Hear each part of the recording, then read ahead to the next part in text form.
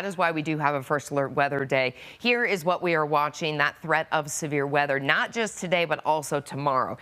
Those clouds, they're going to stick around, though, pretty much throughout the day. May get that little glimpse of sunshine across the foothills and out onto the eastern plains. Up in the high country and the western slope, however, they're going to see a lot of sunshine. This rain and cooler weather, that's going to stick around through Memorial Day. It's not until Tuesday where we start to see some changes. This is where we're looking at the chance for severe weather later on this afternoon. It does incorporate the foothills all the way out onto the eastern plains, really right up to Kansas and Nebraska. Tomorrow, yet another chance for severe weather. The difference is that this one doesn't include that northern portion of the Front Range and into the northeast corner of the state. So it really is a little bit more south.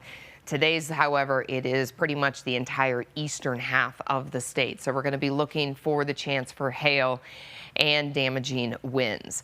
Let's take you through the futurecast. Early on this morning, we had some rain move through the northern portion of the Front Range. This afternoon, however, we're going to start to see some of those thunderstorms pick up, and they're going to then begin to fill in, as you'll notice, right along I-25 and out east. We could see some of those stronger storms, isolated strong storms that are going to roll through the afternoon, even into this evening. Overnight tonight, we could see some of that rain continue. Then tomorrow afternoon, that's where we're going to see yet again that chance for some of those stronger storms to pick up. So you may have some thunder overnight tonight. And then Sunday into Monday, kind of another continuance. Monday morning for the parade, could see a little bit of drizzle early on. However, the better chance to see some of those storms is going to be Monday afternoon. Monday, however, we are not tracking the threat for severe weather like we are seeing today and tomorrow.